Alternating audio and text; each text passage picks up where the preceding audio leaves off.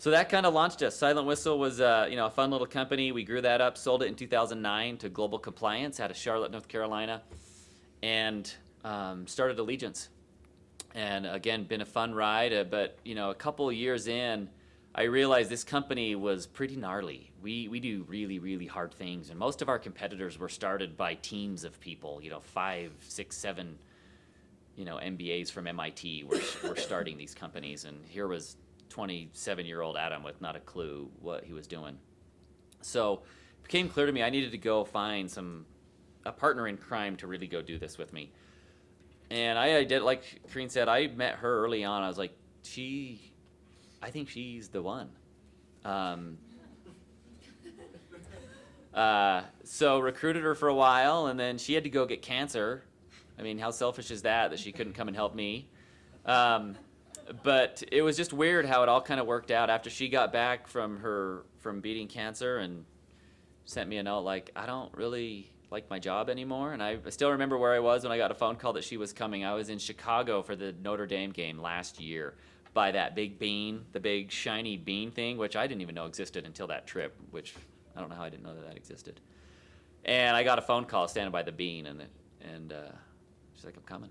So it's been great. And like she said, being willing to lose to win is something that I don't think a lot of entrepreneurs get. Most of my entrepreneurial buddies, and a lot who I think would come and speak to you here, do as much as they can to control all their own ownership, and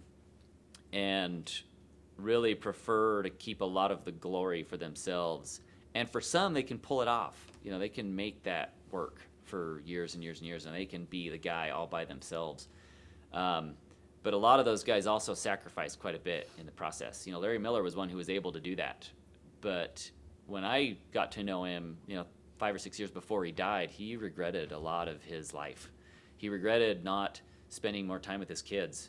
His oldest kid, Greg, who runs the Jazz now, Greg tells people today, said, my dad never went to a single one of my baseball games. I never saw him there. And I decided that's not that's not a life I'm super interested in leading. I like to be able to coach my kids in junior jazz, and I like to be able to, pick them up from school once in a while and, take them to JCWs. And that's probably been the biggest benefit for me of bringing Kareen on board, is it's someone to shoulder the load with. And, sometimes you need that. And although it's, a lot of people looked at it as, why would you do that? And a lot of my fellow entrepreneurial buddies kind of looked at me like a coward that I would do something like this. For me, it was an absolute no-brainer. And I think in the end, when we sell Allegiance or whatever the outcome is, I 100% believe I'll make more financially anyways by bringing on someone of her caliber, and the people that she's brought on with her have made just such a difference in the company and where we're going. And looking back at, zero regrets on any of the decisions that we've made. And if anything, I feel bad for her when she's like, man, this kind of sucks. I'm like, yeah, it does. But I got you. I suckered you in, and you're here. So she's been great to work with, and I'll hand the time back to her.